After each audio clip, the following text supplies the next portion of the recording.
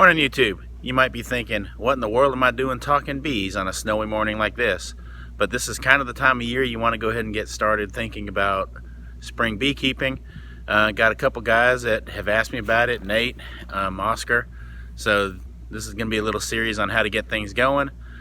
First thing you need to pick out is location. So let's take a look at what we need to have for a location for beehives. So hang tight, let me go get that cup of coffee and we'll get started.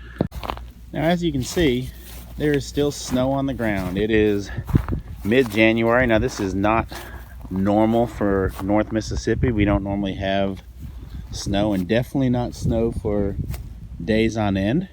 But we've had snow on the ground for the last 5 days or so. So, one of the things you want to make sure you have is a location that catches the morning sun. This is actually the area I'm going to set my next batch of hives up, because if you can see, as the sun starts to come out, this catches the morning sun. That helps keep the hives warm. In the summer, these trees are going to help shade those hives from the really blistering afternoon sun. But you want these things to warm up nicely in the morning, especially in the wintertime.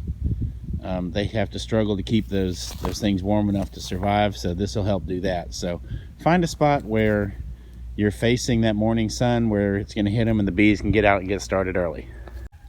Okay, one of the next things you want to make sure you have around is a place for them to get water. Now, you don't have to have a big pond. You can, even bird baths or whatever work. But I'm fortunate I have this decent sized pond. It's about 150 yards from that location I just showed you, for where those hives are going to go. It's about the same distance from my current bee yard. I'm actually going to be moving another bee yard here in the next few days. I don't like the location of it. I'm constantly fighting ants back where it is, so I'm moving it up to that new location as well. But the next thing is bees are going to need water. You can see this pond right now is frozen pretty good. Stick just slides all the way across. But like I said, this is normally not frozen. The bees aren't out in this weather anyway, but you want to make sure that they have water accessible. Okay, another thing is you want to make sure there's forage nearby, food.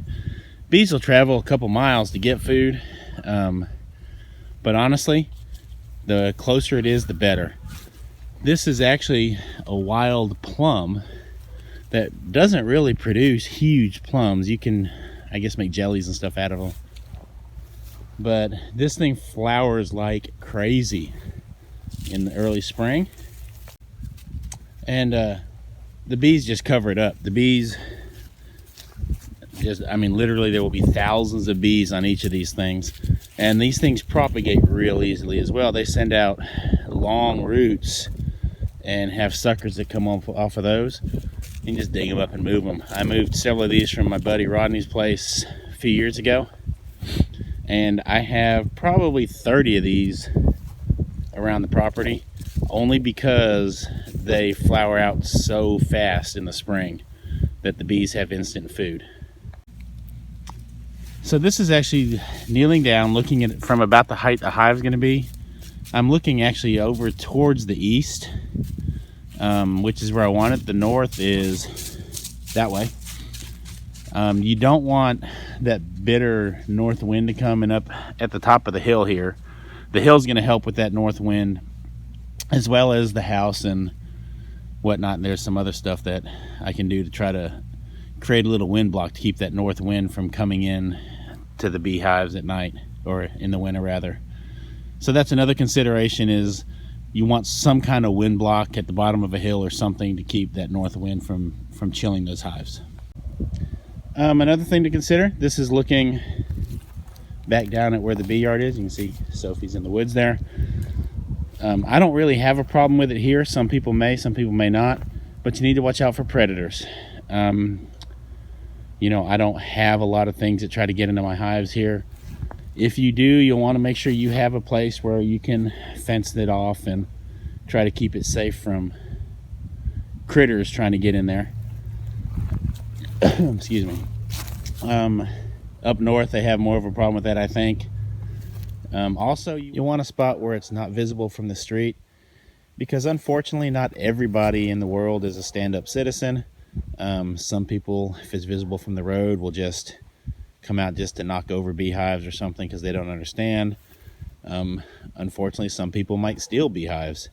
So if you have it somewhere where they're not visible from the road, makes it a lot harder for people to know they're there, and also makes it harder for them to actually get to them.